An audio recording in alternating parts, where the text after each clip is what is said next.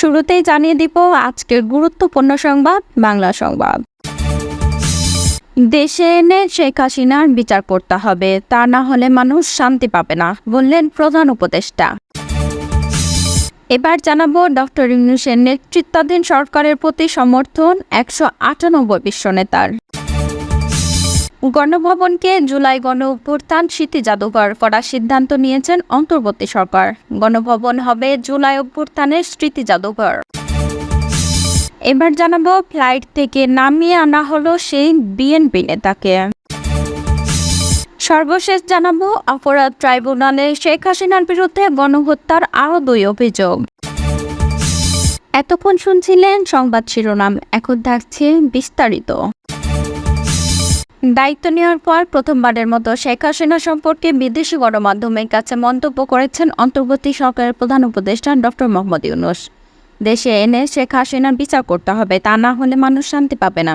ভারতীয় সংবাদ মাধ্যম পিটিআইকে দেওয়া সাক্ষাৎকারে তিনি বলেছেন, শেখ হাসিনাকে বাংলাদেশে আনুষ্ঠানিকভাবে ফেরত যাওয়ার আগ পর্যন্ত যদি ভারত তাকে সেখানে রাখতে চায় তাহলে তাকে চুপ করে থাকতে হবে। ভারতে বসে শেখ হাসিনা দেওয়া রাজনৈতিক মন্তব্যকে বন্ধুসুলভ নয় বলে উল্লেখ করেছেন তিনি। ডক্টর ইউনূস বলেন, সাবেক প্রধানমন্ত্রী শেখ হাসিনাকে ভারত রেখে দিতে চাইলে তাকে চুপ করে থাকতে হবে যতক্ষণ না বাংলাদেশ তাকে ফেরত চায়। ভারতে তার অবস্থান নিয়ে কেউ স্বাচ্ছন্দ্য বোধ করছে না, কারণ আমি তাকে বিচারের আওতায় আনতে চাই। মাঝে মাঝে তিনি কথা বলেছেন যা সমস্যা তৈরি করছেন। যদি তিনি চুপ থাকতেন সাধারণ মানুষ তাকে ভুলে যেত, কিন্তু ভারতে বসে তিনি নির্দেশনা দিচ্ছেন যা কারোই পছন্দ হচ্ছে না। সম্প্রতি দেশে সংখ্যালঘু হিন্দুদের ওপর কথিত হামলার ঘটনা এবং এই নিয়ে ভারতের উদ্বেগ প্রকাশে ডক্টর ইউনূস বলেন, সংখ্যালঘুদের পরিস্থিতি বড় করে উপস্থাপন করার বিষয়টি কেবল একটি অজুহাত। তিনি আরও উল্লেখ করে বলেন, আওয়ামী লীগ ছাড়া অন্যান্য রাজনৈতিক দলগুলো ইসলামপন্থী এবং শেখ হাসিনা ছাড়া বাংলাদেশ আফগানিস্তানে পরিণত হবে। দিল্লিকে এই ধারণারও পরিবর্তন করতে হবে। অন্তর্বর্তী সরকারের প্রধান উপদেষ্টা মূলত গত 13 আগস্ট শেখ হাসিনা দেওয়া বিবৃতির কথা বোঝাতে চেয়েছেন। সেই বিবৃতিতে বাংলাদেশের সন্ত্রাসী কর্মকাণ্ড, হত্যা ও ভাঙচুরের সঙ্গে জড়িতদের তদন্ত, চিহ্নিত ও শাস্তির আওতায় আনার দাবি জানিয়েছিলেন শেখ হাসিনা। ডক্টর ইউনূস বলেন, এটি আমাদের জন্য এবং ভারতের জন্যই ভালো না, এতে অস্বস্তি তৈরি হচ্ছে। গত 5 আগস্ট গণ অভ্যুত্থানের মুখে শেখ হাসিনা প্রধানমন্ত্রী পদ থেকে পদত্যাগ করে ভারতে পালিয়ে যান। প্রায় 4 সপ্তাহ ধরে ভারতে অবস্থান বাংলাদেশের রাজনৈতিক অঙ্গনে জল্পনা কল্পনা বাড়িয়েছে। ভারতের প্রতি বাংলাদেশের অবস্থান জানানো হয়েছে কিনা জানতে চাইলে ডক্টর ইউনূস বলেন, এটি মৌখিকভাবে পরিষ্কারভাবে জানানো হয়েছে যে হাসিনাকে চুপ থাকতে হবে। তিনি বলেন, সবাই এটা বুঝতে পারছে, আমরা বেশ দৃঢ়ভাবে বলেছি যে তাকে চুপ থাকা উচিত। এটি আমাদের প্রতি একটি অবন্ধুত্বপূর্ণ আচরণ। তাকে সেখানে আশ্রয় দেওয়া হয়েছে এবং তিনি সেখান থেকে প্রচার চালাচ্ছেন। এমন নয় যে তিনি স্বাভাবিকভাবে সেখানে গেছেন। গণ অভ্যুত্থান ও জনরোষের কারণে তিনি পালিয়ে গেছেন। ডক্টর ইউনূস জানান, অন্তর্বর্তীকালীন সরকার বাংলাদেশের জনগণের সাথে ঘটে যাওয়া সকল নির্যাতনের ন্যায় বিচার নিশ্চিত করতে প্রতিশ্রুতিবদ্ধ এবং ন্যায় বিচারের স্বার্থে শেখ হাসিনাকে দেশে ফিরিয়ে আনা অপরিহার্য। তিনি বলেন, হ্যাঁ, তাকে ফিরিয়ে আনতে হবে, নতুবা বাংলাদেশের মানুষ শান্তি পাবে না। তিনি যে ধরনের নৃশংসতা করেছেন তাকে এখানে এনে সবার সামনে বিচার করতে হবে। 84 বছর বয়সে নোবেল বিজয়ী ভারত ও বাংলাদেশের মধ্যে চলমান উত্তেজনাপূর্ণ সম্পর্ক উন্নত করার প্রয়োজনীয়তার কথাও জানিয়েছেন। তিনি বলেছেন, আমাদের একসঙ্গে কাজ করতে হবে, এই সম্পর্ক আরও উন্নত করতে হবে যা বর্তমানে নিম্নমুখী। ভারত বাংলাদেশ দ্বিপাক্ষিক চুক্তিগুলোর ভবিষ্যৎ সম্পর্কে ডক্টর ইউনূস বলেছেন, কিছু চুক্তি যেমন ট্রানজিট এবং আন্তর্জাতিক বিদ্যুৎ চুক্তির পুনরায় পর্যালোচনার দাবি উঠেছে। এটি প্রয়োজনীয় বলে মনে হচ্ছে। আমাদের দেখতে হবে কাগজে কি আছে এবং বাস্তবে কি হচ্ছে। আমি বিশেষভাবে উত্তর দিতে পারছি না। যদি পর্যালোচনার প্রয়োজন হয় তাহলে আমরা প্রশ্ন তুলব। ডক্টর ইউনূসের নেতৃত্বাধীন অন্তর্বর্তী সরকারের প্রতি সাবেক মার্কিন প্রেসিডেন্ট বারাক ওবামা সহ 198 বিশ্ব নেতা সমর্থন জানিয়েছেন। বাংলাদেশের জনগণ ও সারা বিশ্বের শুভবুদ্ধির নাগরিকদের জন্য একটি চিঠি শিরোনামে এই সমর্থন দেওয়া হয়। তাদের মধ্যে 92 জনই নোবেল বিজয়ী। ছাত্রদের আন্দোলনে সহিংস পদক্ষেপ নেয় শেখ হাসিনার বাহিনী। এরপর তার পদত্যাগের দাবিতে আন্দোলন শুরু করে ছাত্ররা। এক পর্যায়ে 5 আগস্ট দেশ ছেড়ে পালিয়ে যান তিনি। এরপর ছাত্রদের আহ্বানে অন্তর্বর্তী সরকারের দায়িত্ব গ্রহণ করেন মোহাম্মদ ইউনূস। বিবৃতিতে বলা হয়, বাংলাদেশে অবাধ ও সুষ্ঠু নির্বাচন ফিরিয়ে আনার জন্য অন্তর্বর্তী সরকারের প্রতিশ্রুতিকে আমরা সাধুবাদ জানাই। তাছাড়া গণতন্ত্রের বিকাশ ঘটতে দেওয়ার প্রতিশ্রুতিকেও আমরা সাধুবাদ জানাই। একটি নতুন ও উন্নত সভ্যতা বিনির্মাণে বিশ্বকে নেতৃত্ব দেওয়ার জন্য বাংলাদেশ ও অন্তর্বর্তী সরকারের প্রচেষ্টাকে সমর্থন দিয়ে যেতে আমরা যে কোনো উপায়ে সাহায্য করতে প্রস্তুত বলে বিবৃতিতে উল্লেখ করা হয়েছে। বিবৃতিতে সই করা ব্যক্তিদের মধ্যে আছেন শান্তি, অর্থনীতি, সাহিত্য, চিকিৎসা, রসায়ন ও পদার্থ বিজ্ঞানে নোবেলজয়ী 92 জন। গণভবনকে জুলাই গণঅভ্যুত্থানের স্মৃতি জাদুঘর করার সিদ্ধান্ত নিয়েছেন অন্তর্বর্তী সরকার। বৃহস্পতিবার অন্তর্বর্তী সরকারের প্রধান উপদেষ্টা ডক্টর মোহাম্মদ ইউনূসের নেতৃত্বে উপদেষ্টা পরিষদের বৈঠকে এই সিদ্ধান্ত নেওয়া হয়।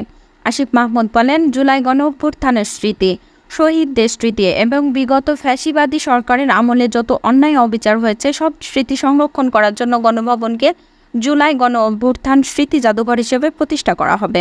বৈঠক শেষে সন্ধ্যায় রাজধানীর ফরেন সার্ভিস একাডেমিতে সংবাদ সম্মেলনে এ তথ্য জানান যুব ও ক্রীড়া মন্ত্রণালয়ের উপদেষ্টা আসিফ মাহমুদ। তিনি বলেন, আমাদের গণভবন গণমানুষের ভবন হয়ে উঠতে পারেনি। গণভবনকে যেহেতু দেশের মানুষ, ছাত্র জনতা গণঅভ্যুত্থানের মাধ্যমে জয় করেছে, এটিকে জনগণের জন্য উন্মুক্ত করে দেওয়া হবে। এ সময় তিনি আরও বলেন, বিভিন্নভাবে ফ্যাসিবাদী পরাজিত শক্তিকে পুনর্বাসন করার মতো কর্মসূচি আমরা কিছু কিছু জায়গায় দেখতে পেয়েছি। আমরা মনে করি বিচারের আগ পর্যন্ত সম্পূর্ণ বিচার নিশ্চিত না হওয়া পর্যন্ত ফ্যাসিবাদীদের পুনর্বাসের সুযোগ নেই। বিদেশ যাওয়ার সময় চট্টগ্রাম শাহ আমানত আন্তর্জাতিক বিমানবন্দরে নগর বিএনপির এক নেতাকে আটক করা হয়েছে। তার নাম মঞ্জুরুর রহমান চৌধুরী। তিনি নগরের কোতোয়ালি থানা বিএনপির সভাপতি। আজ বৃহস্পতিবার বিকেলে ওই বিএনপি নেতাকে সৌদি আরবের মদিনাগামী একটি ফ্লাইট থেকে নামিয়ে আনা হয়। পরে তাকে জিজ্ঞাসাবাদ করে ছেড়ে দেওয়া হয়। এতে আটকে যায় তার বিদেশ যাত্রা। বিমানবন্দর সূত্র জানায়, বিতর্কিত ব্যবসায়ী গোষ্ঠী এস আলম গ্রুপের গাড়িকাণ্ডে ওই বিএনপি নেতার বিদেশ যাত্রা আটকে যায়। তিনি যে ভবনের ফ্ল্যাটে থাকেন সেটির পার্কিং থেকে গতকাল বুধবার রাতে এস আলমের একটি গাড়ি জব্দ করা হয়েছে। চট্টগ্রাম শাহ আমানত আন্তর্জাতিক বিমানবন্দরের পরিচালক গ্রুপ ক্যাপ্টেন শেখ আবদুল্লাহ আলমগীর আজ রাতে প্রথম আলোকে বলেন, বিমানবন্দর থেকে বিকেল 5:40 একটি ফ্লাইটে করে স্ত্রী সহ মদিনায় যেতে ফ্লাইটে বসে যান মঞ্জুরুর রহমান চৌধুরী নামের এক যাত্রী। কিন্তু একটি গোয়েন্দা সংস্থার তথ্যের ভিত্তিতে ফ্লাইট থেকে নামিয়ে আনা হয় তাকে। পরে তাকে বিদেশে যেতে দেওয়া হয়নি। তাকে ছাড়াই ফ্লাইটটি দেরিতে 6:22 ছেড়ে যায়। গতকাল রাত 10টার দিকে চট্টগ্রাম নগরের জামাল খান এলাকার একটি বহুতল ভবনের নিচে পার্কিং থেকে এস আলমের একটি গাড়ি জব্দ করা হয়েছে। গাড়িটির নম্বর চট্টগ্রাম মেট্রো ঘ 115344। বাংলাদেশ সড়ক পরিবহন কর্তৃপক্ষের নিবন্ধনে গাড়িটি এস আলমের মালিকানাধীন সোনালী লজিস্টিকের নামে নিবন্ধন করা। এছাড়া ঠিকানা হিসেবে নগরের আসাদগঞ্জ এস আলম ভবনের ঠিকানা দেওয়া হয়েছে। বহুতল ওই ভবনের একটি ফ্ল্যাটে থাকেন কোতোয়ালি থানার বিএনপি সভাপতি মঞ্জুরুর রহমান চৌধুরী। সেখানে জব্দ করা ওই গাড়ি ছাড়াও আরও 2টি গাড়ি ছিল। পুলিশ যাওয়ার আগে এগুলোকে সরিয়ে ফেলা হয়েছে।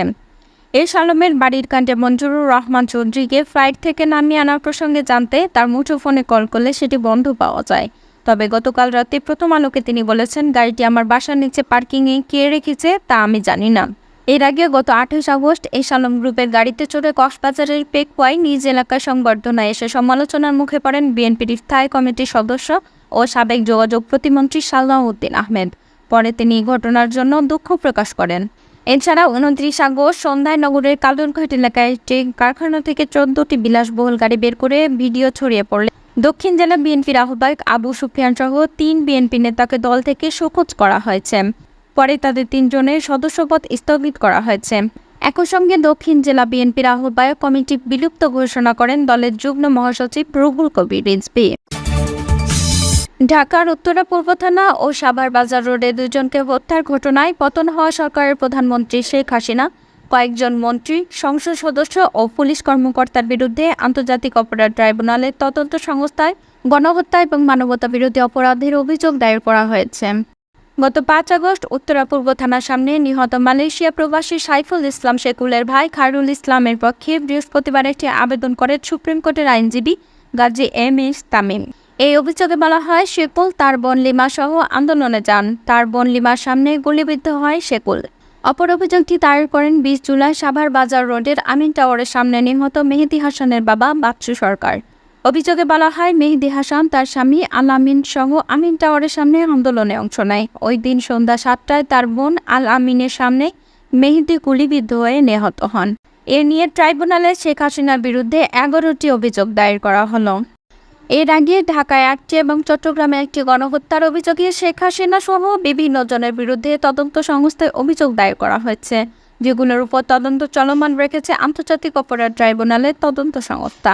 অপরাধী ধরনে বলা হয়েছে, আসামিদের পরিকল্পনায় ও নির্দেশে অন্যান্য আসামিরা বৈষম্য বিরোধী আন্দোলনকারীদের সমূলে বা আংশিক নির্মূল করার উদ্দেশ্যে দেশীয় ও আগ্নেয়াস্ত্র দ্বারা নির্বিচারে গুলিবর্ষণ করে সাধারণ নিরস্ত্র ছাত্র জনতাকে হত্যা, নির্যাতন, আটক, গুম করার অংশ হিসেবে বৈষম্য বিরোধী আন্দোলনকারী সাইফুল ইসলাম শেকুলকে গুলি করে হত্যার মাধ্যমে গণহত্যা ও মানবতা বিরোধী অপরাধ করেছেন, যাদের আসামি করা হয়েছে।